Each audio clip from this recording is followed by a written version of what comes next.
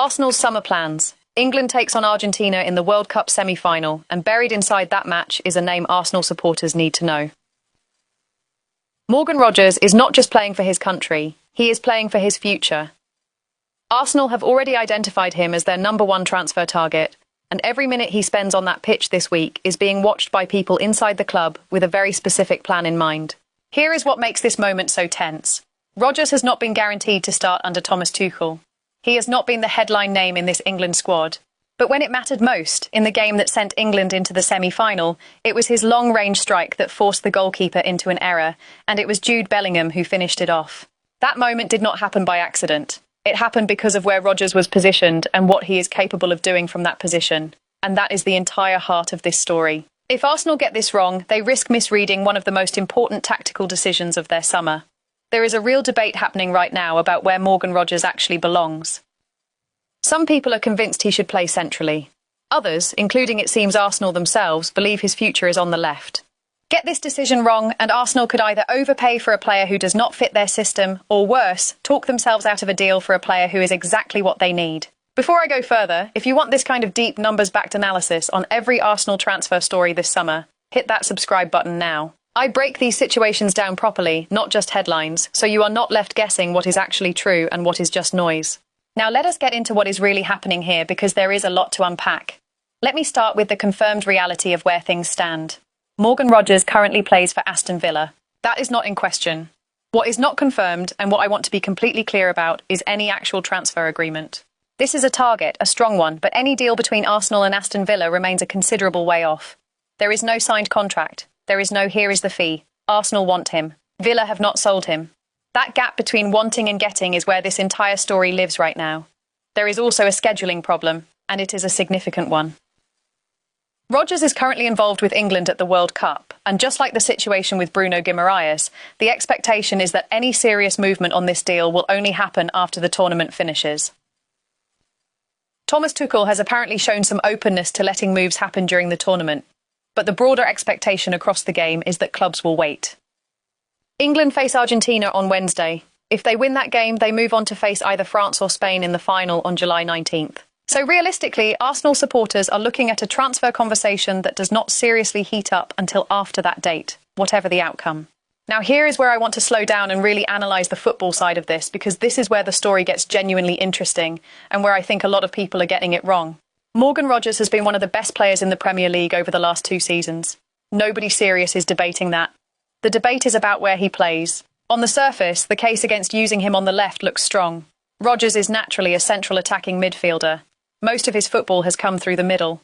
And when you look at his raw numbers from last season, the case seems to support that. Playing centrally for Villa, he scored 8 goals and added 8 assists. Playing on the left, he scored 5 goals and added 4 assists. On paper, central Rogers looks like the more productive Rogers. But raw totals lie to you if you do not look deeper, and this is exactly where the real insight is. The reason central Rogers has more goals and more assists is simple. He played far more minutes there. Centrally, he played 2,855 minutes across the season. On the left, he played just 1,361 minutes, spread across 17 appearances. That is less than half the game time. So when you compare total output without accounting for that gap, you are not comparing quality, you are comparing opportunity. Let me break down what actually happens when you adjust for that. Centrally, Rogers scored a goal every 356.9 minutes. He also added an assist at that exact same rate, once every 356.9 minutes. That is a solid, consistent output for a central attacking midfielder in the Premier League. Now look at the left wing numbers. On the left, Rogers scored a goal every 272.2 minutes. He added an assist every 340.3 minutes. Both of those numbers are faster than his central output, significantly faster in the case of goals. What that tells me, as someone who looks at these numbers for a living, is that Morgan Rogers is not just capable on the left. He is more dangerous there. He is more efficient there. The perception that his best position is centrally is based on volume, not on quality of output per minute.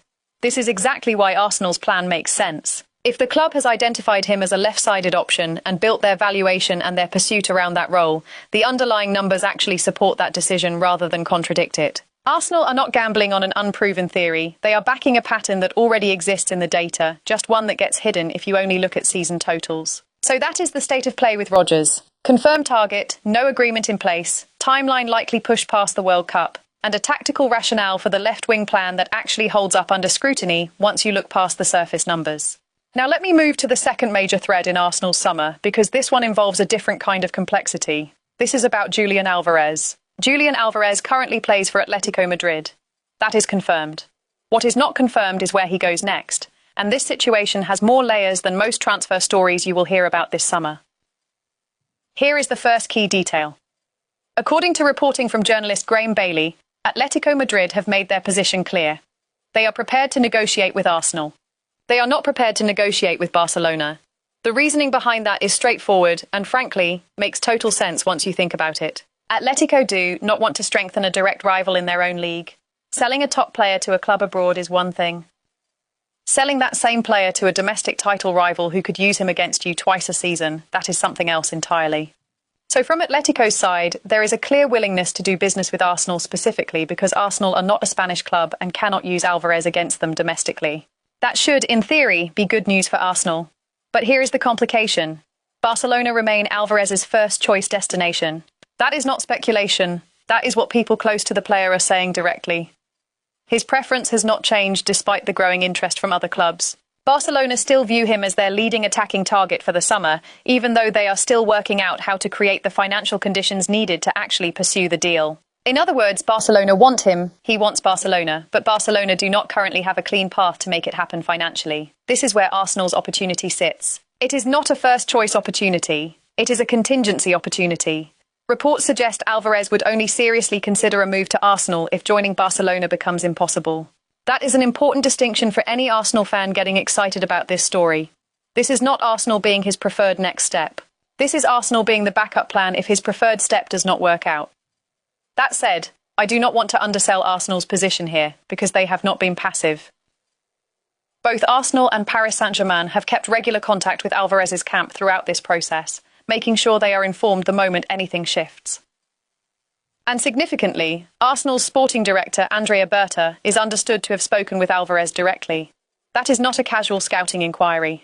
That is a senior figure at the club engaging personally with the player.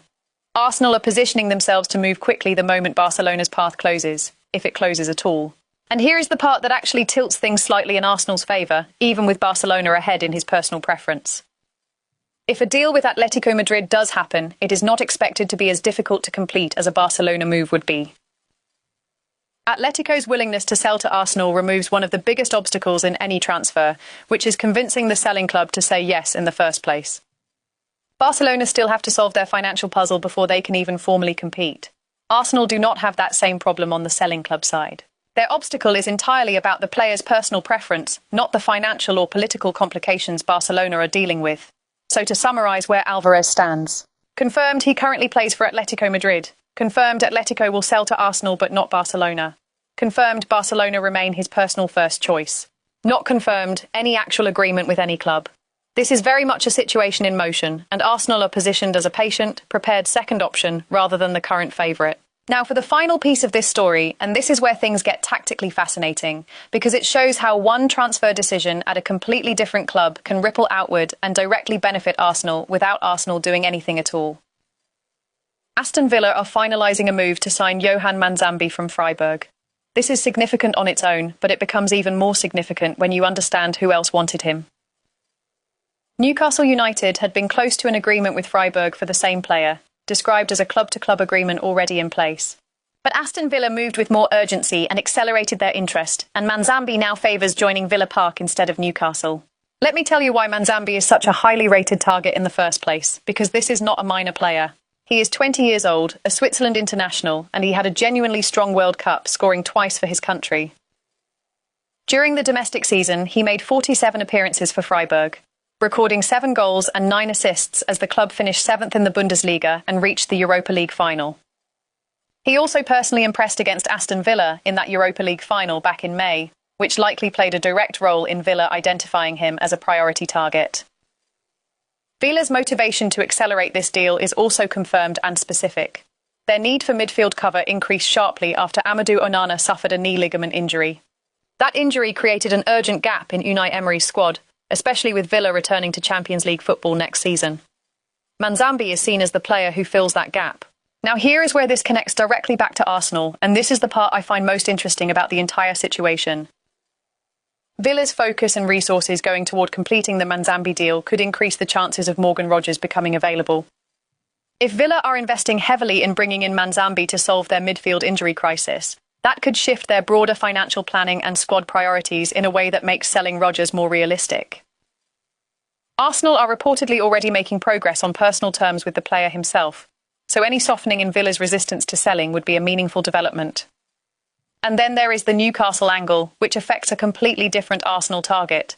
Newcastle missing out on Manzambi matters because he had been viewed as a potential option to eventually replace Bruno Guimarães if Guimarães were to leave. Bruno Guimarães currently plays for Newcastle United. That is confirmed. What is also stated clearly is that Guimarães has informed Newcastle of his desire to join Arsenal, but he has not been convinced by Newcastle's business so far this summer. Now, with Newcastle losing out on Manzambi as a possible option elsewhere in midfield, the case for Guimarães eventually moving to Arsenal only strengthens. Newcastle failing to bring in an alternative for that part of the pitch removes one of the arguments they might have used to reassure Guimarães that the squad is being strengthened around him. So when you step back and look at all three of these threads together, you start to see how connected this transfer window really is for Arsenal. None of these deals exist in isolation.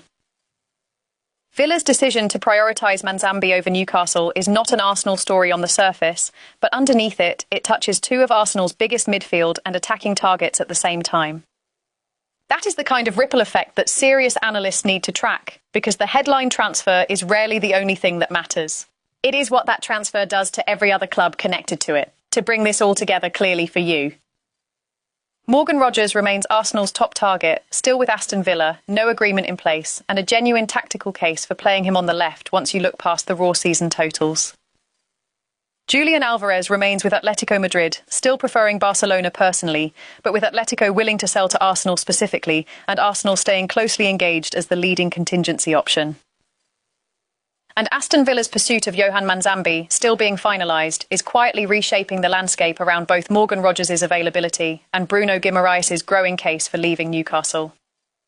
None of these are done deals. I want to be completely honest with you about that because too many channels present rumours as certainties, and that is not what serious analysis looks like. What we have here is a club positioning itself intelligently across multiple fronts, waiting on timing, waiting on other clubs' decisions, and building leverage through relationships, like Andrea Berta speaking directly with Julian Alvarez, rather than rushing into deals that do not make sense. If Arsenal get the timing right after the World Cup concludes, and if these secondary situations with Villa and Newcastle continue to move in their favour, this could end up being one of the more efficient and well-constructed transfer windows the club has had in years. Not because they overspent or panicked, but because they read the market correctly and positioned themselves early. That is where things stand right now. Make sure you are subscribed so you do not miss the next update the moment any of these situations move from rumour to something confirmed. I will be back with more as soon as there is real news to break down.